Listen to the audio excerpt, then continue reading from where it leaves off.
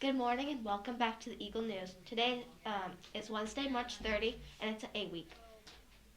Please stand for the Pledge of Allegiance.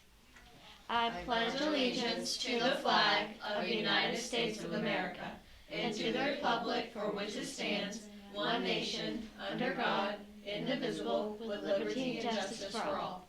Now please remain standing for the moment of silence. Thank you. You may be seated.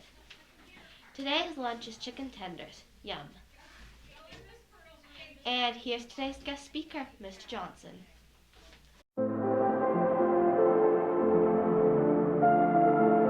Good morning, Eagles. We are West Side Best Side, and it is Wednesday, March 30th. Happy birthday today to Kaylee Wilson, 5th grader in House Kefi. Happy birthday today.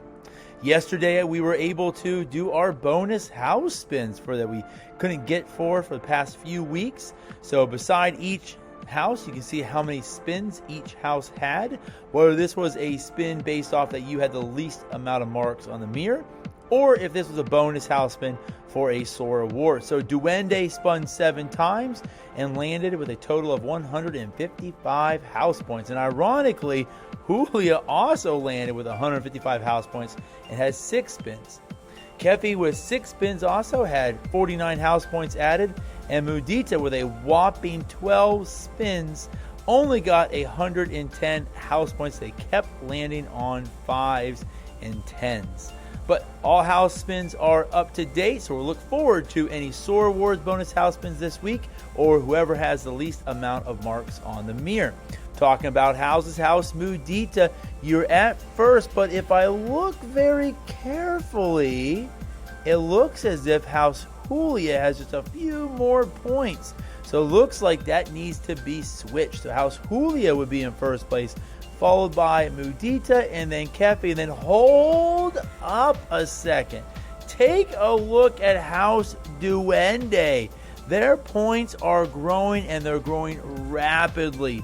I am super excited to see about the Souls for Souls and what that does. So Duende, way to go. I said it all school year. Don't lose that hope.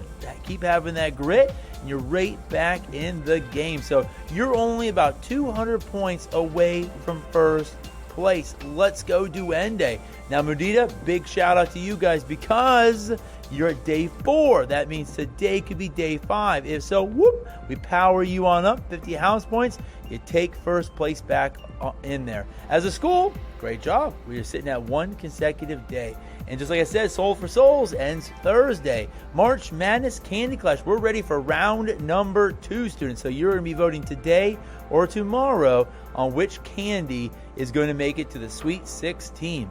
Our SOAR Awards and Bonus House Spins Friday. We want students to wear blue on Friday for child abuse awareness, and I'll be sharing tomorrow Spring Fever Spirit Wear. I do want to give a shout out. We did do 1 Eagle Eye yesterday, so Ione Thompson, congratulations. She earned an Eagle Eye. Hopefully today I get a few more in. It's time for our legacy thought of the day. Feed your mind, feed your heart, and feed your soul before it's hungry. Here are my guest speakers today. I am Mrs. Hubble, proud member of House Kefi, and I'm here with Serenity Galvin for your legacy thought of the day.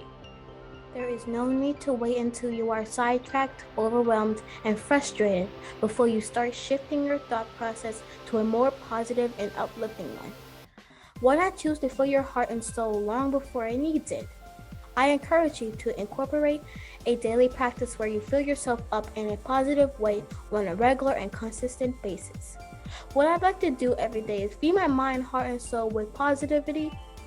It may not seem like a lot to do, but believe me, my mind, heart, and soul thank me for it every day and night.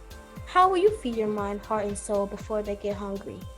Back to you, Mr. Johnson. Have a great day. Thank you, Serenity and Miss Hubble, for sharing our legacy thought of the day. Our essential this week is to be respectful to yourself and others. Remember, you have to give it in order to get it. Today, I challenge you when collaborating, when working with other students in your classes, make sure that you respect others' comments, opinions, and ideas. Be open-minded. Some ideas, comments, and opinions can actually be very valid, and we want to respect them. Even if you disagree with them, we still have to say it in a respectful manner. And this week it's time for our Life Well Lived. And let's learn about a legacy of another person. This week we highlight another life well lived.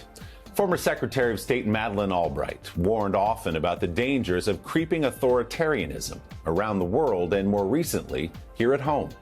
Her wisdom on the subject was earned painfully at a young age.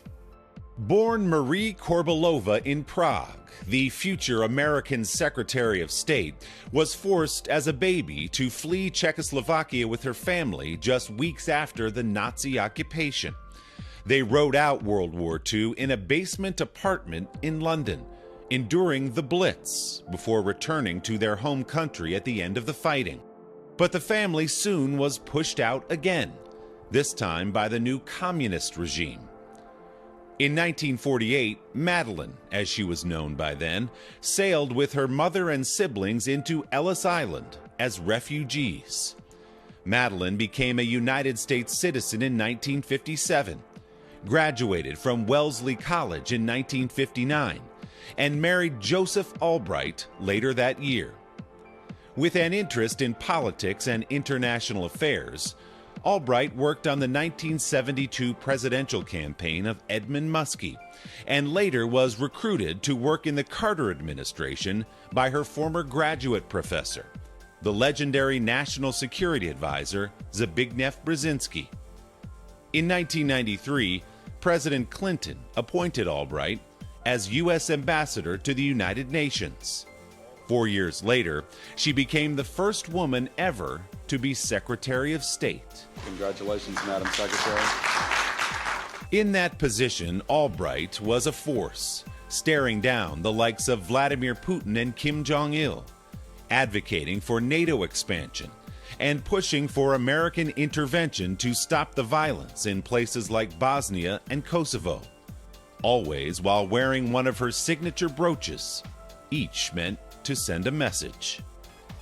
Secretary Madeleine Albright, a European refugee who rose to become one of the most significant figures in modern history, died on Wednesday in Washington. She was 84 years old. Students, will you be a champion today? Make it a great day or not. That choice is yours. We love you and leave a legacy. The weather today is the high of 65 and the low of 57. Partly cloudy in the morning and overcast in the afternoon.